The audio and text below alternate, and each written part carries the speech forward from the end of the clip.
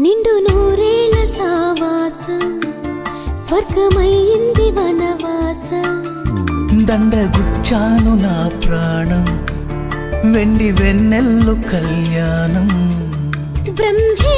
అహో అనే ముహూర్తం కనుల ముందుందిలే జగమే అలా ఇలా ఉయ్యాలై ఊగి మురిసిందిలే నిండు నూరేళ్ల సావాసం స్వర్గమైంది వనవాసం దండగుచ్చాను నా ప్రాణం వెండి వెన్నెల్లు కళ్యాణం